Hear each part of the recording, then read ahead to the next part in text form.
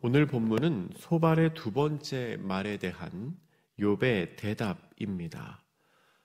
오늘 본문의 앞에 있는 욥기 20장에서 소발은 여전히 인과응보의 원리를 바탕으로 해서 하나님께서는 악인에게 죄의 대가로 반드시 고난을 주신다라고 주장하고 있습니다. 하나님이 악인에게 죄의 대가로 고난을 주시고 당신은 지금 고난을 받고 있으니 당신이 무언가 죄를 지었다는 거죠. 물론 소발의 이 말은 원칙적으로는 맞는 말입니다. 하지만 하나님의 지혜와 섭리는 너무나 커서 인간이 이해하는 공식에 따라서 하나님이 기계적으로 일하시지는 않습니다. 또한 영원한 시간 속에 계신 하나님의 관점과 이 유한한 시간 속에 있는 인간의 관점은 다를 수밖에 없습니다. 그러니까 유한한 시간 속에 있는 우리는 지금 내 삶에 드러나는 현상이 모든 것, 전부라고 생각해서 왜 하나님이 일하시지 않는가라고 탄식할 수 있지만 영원한 시간 속에서 인간의 삶을 보시는 하나님께서는 꼭 그러하지는 않다는 겁니다. 우리의 이해를 넘어서는 하나님의 섭리가 있다는 것이죠. 소발은 욥에게 분명히 정답을 말하고 있습니다. 하지만 그 자신이 말하는 정답 안에 하나님의 뜻과 하나님의 섭리가 가두어질 수 없음을 모르고 있었습니다. 욥이 느끼는 현실의 삶은 소발이 공부해서 익힌 이론과는 전혀 달랐습니다. 현실 속의 의인은 의로움에도 불구하고 끝이 보이지 않는 고통 가운데 거하고 있고, 반면에 악인은 사는 내내 행복하고 죽는 날까지 고생을 모른 채 편안하게 죽습니다.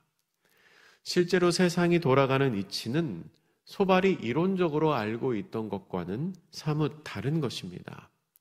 오늘 본문 1절과 2절에서 욥은 자신의 말을 자세히 들으라 라고 요청합니다. 이렇게 말하지요. 욥이 대답하여 이르되 너희는 내 말을 자세히 들으라. 이것이 너희의 위로가 될 것이니라. 욥은 지금 자기의 말을 자세히 들어달라고 요청하고 있습니다. 왜 그렇게 요청을 하냐면 그것이 친구들이 욥에게 주는 위로가 될 것이기 때문입니다. 욥은 지금 친구들이 말을 많이 하는 것보다 자기의 말을, 욥 자신의 말을 들어주기를 원했습니다. 사실 지금 친구들이 하는 말은 위로가 되기보다는 오히려 비수가 되어서 욥의 마음을 상하게 하고 있습니다. 차라리 그렇게 말하지 말고 내 말을 가만히 들어주는 것이 나에게는, 욥에게는 더 큰 위로가 될 거라는 겁니다. 어려움을 당한 사람 앞에서는 뭐라고 말을 많이 하는 것보다는 일단은 좀 들어주어야 합니다. 일단은 그 사람의 마음을 들어주고 그 사람의 상황 그대로를 수용하는 것만으로도 큰 위로를 줄 수 있습니다. 물론 내 생각과는 다를 수 있죠. 저 사람이 하는 말이 나의 평소의 생각이나 아니면 나의 기준에 합당하지 않을 수 있습니다. 근데 일단 들어주는 거죠. 그 앞에서 내 생각을 주장하고 그 앞에서 그 사람의 생각을 고치려고 하기보다는 일단은 듣고 일단은 수용하고 그가 좀 평안해지고 잠잠해진 후에 그런데 사실은 그게 아닌 것 같다라고 말해도 늦지 않습니다. 일단은 상처받고 고난받고 있는 사람을 그대로 수용해 주는 것, 그대로 들어주는 것, 그것이 필요하다는 겁니다. 그렇게 자신이 그대로 수용받는 느낌을 받는 것만으로도 큰 위로를 받을 수 있다는 거죠. 어떤 목사님이 이렇게 표현하는 거 들었습니다. 스스로가, 목사님 당신께서 말의 함정에 빠졌다라고 표현한 것을 제가 보았습니다. 그게 무슨 표현이냐면 자기가 목사니까 목사로서 어떤 자리에서건 뭔가 말을 해야 된다는 그런 의무감, 그런 사명감이 있었다는 겁니다. 뭐 기쁜 자리건 괴로운 자리건 슬픈 자리건 이 하나님의 뜻으로 무언가 말을 해야 된다는 그런 사명감이 있었다는 거죠. 그래서 어떻게든지 말로써 사람들을 권면하고 위로하려고 했는데 이 욥기를 읽으면서 내가 그동안 좀 부족하고 잘못한 부분이 있구나 라며 생각이 바뀌었다는 이야기를 들은 적이 있습니다. 오늘 3절 말씀에서 욥은 이렇게 부탁합니다. 나를 용납하여 말하게 하라. 내가 말한 후에 너희가 조롱할지니라. 무슨 말입니까? 조롱을 하더라도, 나를 조롱하더라도 내 말을 좀 다 들어보고 하라는 겁니다.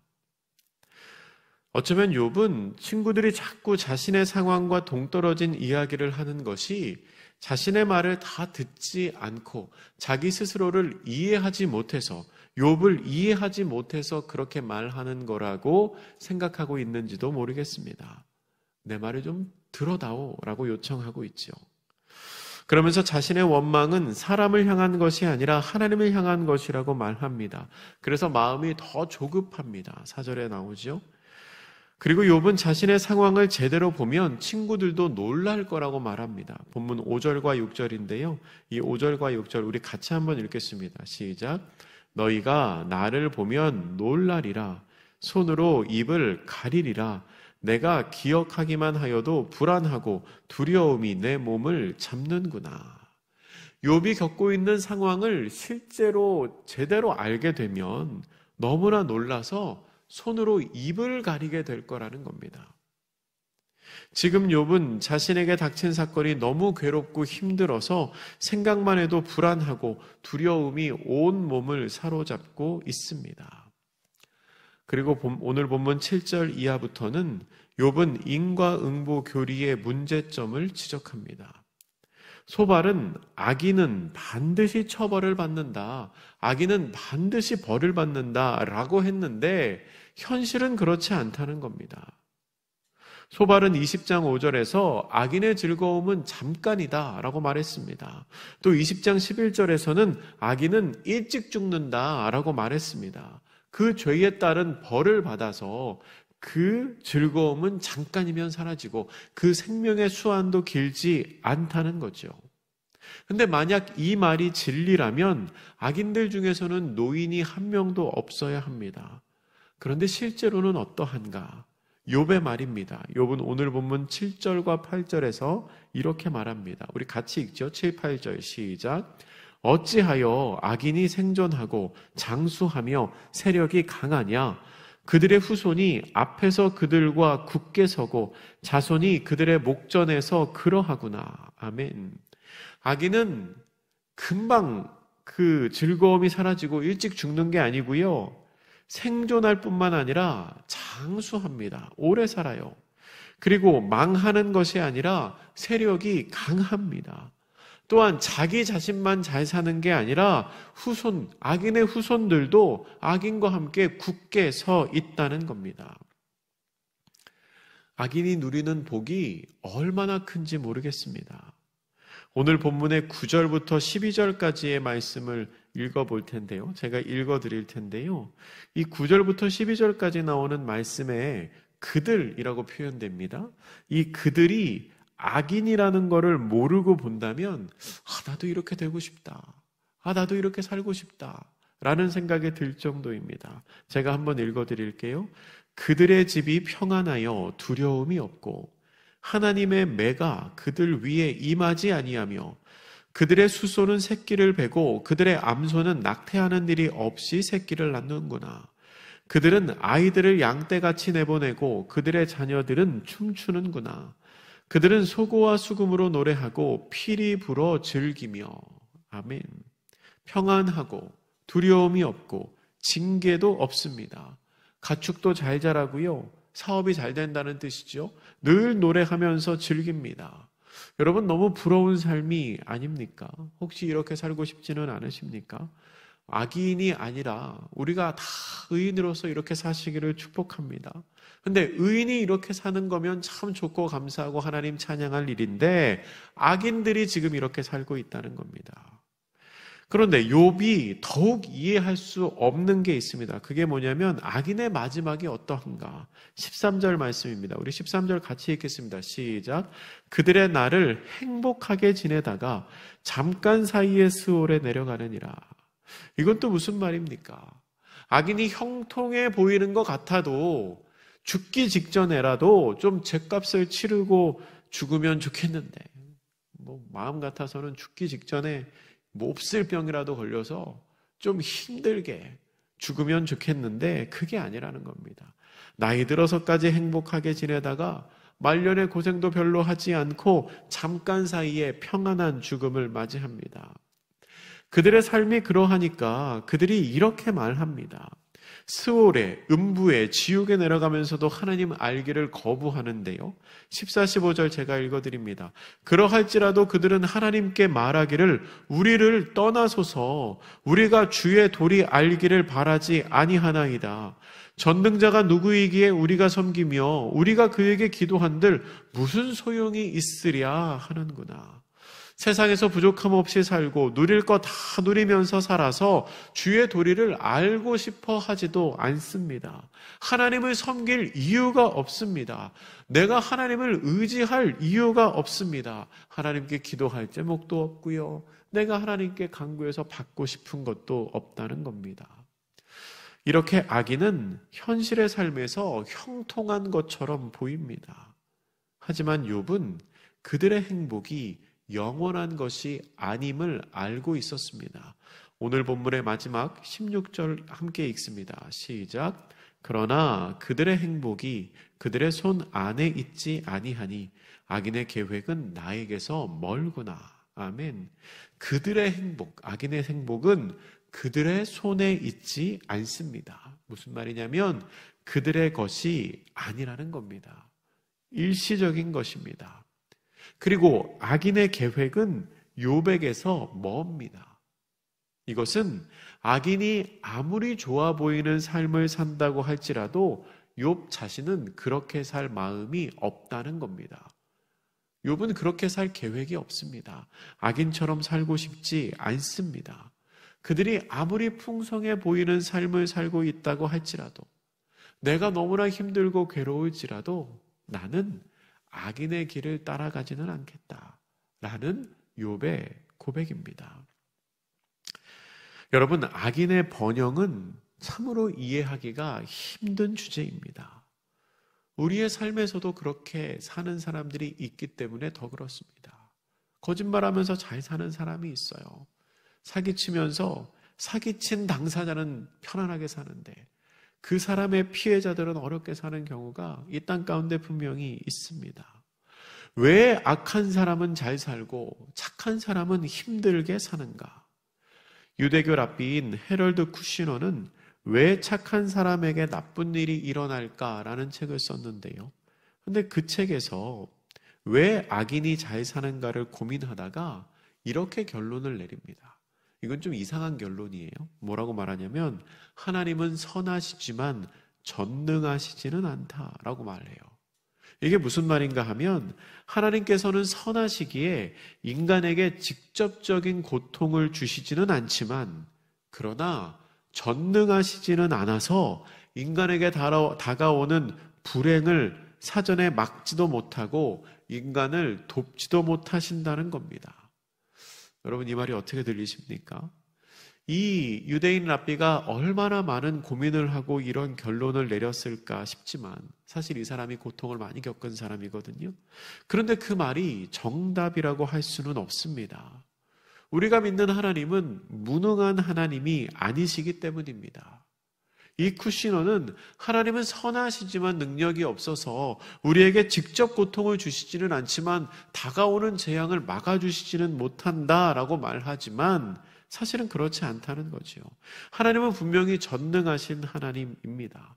그런데 전능하신 하나님이라고 말한다면 하나님이 하실 수 있음에도 그렇게 하지 않으신다는 뜻인데, 그러니까 우리 삶의 그 어려움을 막으실 수 있음에도 막지 않으시고 의인을 심판하실 수 있음에도 심판하지 않는다는 뜻인데 왜 그렇게 하시지 않는가?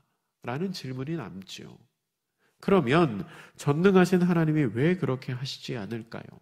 왜 착한 사람에게는 나쁜 일이 생기고 악인들은 잘 사는 것처럼 보일까요? 사실 우리는 그 이유를 명확하게 알 수가 없습니다. 다만 서두에 말씀드린 대로 하나님의 지혜와 섭리는 너무나 커서 인간으로서, 사람으로서 이해하기가 어렵고, 또한 영원의 관점으로 시간을 바라보는 하나님의 시선과 유한한 인간의 시선은 다를 수밖에 없다라고 설명할 수밖에 없습니다. 한 성도님이 어떤 목사님에게 질문을 했습니다. 왜 하나님께서는 악인을 그냥 두고 보실까요? 그냥 확 심판하셔서 그냥 다 벌 주시면 좋겠는데 왜 벌 주시지 않나요? 라고 질문했습니다. 그랬더니 그 목사님이 웃으면서 이렇게 말을 했다고 합니다. 그것은 성도님에게 벌을 내리고 싶지 않아서 그런 겁니다. 라고 말했답니다. 친밀한 사이니까 그렇게 말하실 수 있었겠지요? 근데 이 말의 의미가 뭘까요? 질문을 하는 그 성도님이 악인이라는 말일 수 있습니다. 두 번째, 모든 사람은 하나님 앞에 죄인이기 때문에 악인이나 우리나 하나님께서 보시기에는 크게 다르지 않다는 의미일 수 있습니다. 하나님께서 악인 심판해 주시기를 원하지만 사실 우리의 삶의 모습을 들춰보면 우리도 다 부끄러운 모습이 있지 않습니까? 아니면 하나님이 악인을 당장에 심판하신다면 의인의 기준에 들 수 있는 사람이 과연 얼마나 되겠는가 하는 말일 수도 있습니다. 그런데 물론 우리는 예수님의 보혈의 공로로 다 의인이라고 칭함을 받는 사람들입니다. 아마 이 목사님은 그 성도님에게 그저 생각할 거리를 조금 더 주기 위해서 그렇게 말씀하신 거라고 생각합니다. 그래도 오늘 본문을 읽으면서 우리의 마음속에 뭔가 아쉬움이 있습니다. 뭔가 찜찜함이 있어요. 그러면 왜 그런 아쉬움과 찜찜한 마음이 드는가? 아마도 오늘 본문에는 결론이 없기 때문에 그럴 것입니다. 악인이 어떻게 되는가? 그 결론이 궁금하면 우리는 시편 73편을 보면 도움을 얻을 수 있습니다. 시편 73편은 오늘 본문처럼 악인의 번성을 말하고 있는데요. 근데 거기에는 결론이 있거든요. 우리 같이 한번 찾아보겠습니다. 성경을 뒤쪽으로 넘겨서 욥기 뒤에 시편이 나옵니다. 그 시편의 73편 말씀입니다.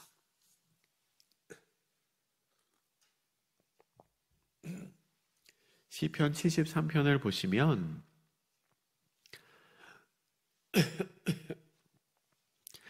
시편 기자가 악인의 번성에 대해서 말하거든요. 우리 같이 한번 조금 읽어보죠. 3절, 4절, 5절 세 절 말씀만 같이 읽겠습니다. 73편의 3, 4, 5절을 같이 읽습니다. 시작. 이는 내가 악인의 형통함을 보고 오만한 자를 질투하였음이로다. 그들은 죽을 때도 고통이 없고 고난이 그들에게는 없고 사람들이 당하는 재앙도 그들에게는 없나니. 여기도 악인의 형통함을 말합니다. 의인도 사람들도 고난을 당하는데 악인들은 그렇지 않다는 거예요. 그리고 쭉 내려와서 11절 12절을 제가 읽어드릴게요. 말하기를 하나님이 어찌 알랴? 지존자에게 지식이 있으랴? 너무 교만한 모습이지요. 12절 볼지어다 이들은 악인들이라도 항상 평안하고 재물은 더욱 불어나도다. 악인인데 분명히 평안하고 재물이 불어납니다. 그래서 시편 기자가 계속 궁금해합니다. 질문을 합니다. 16절에 보면 내가 어쩌면 이를 알까 하여 생각한즉 그것이 내게 심한 고통이 되었더니. 왜 이런 일이 생기는가라고 생각하는데 그것 자체가 고통이라는 겁니다. 너무 괴롭습니다. 그런데 그가 깨닫습니다.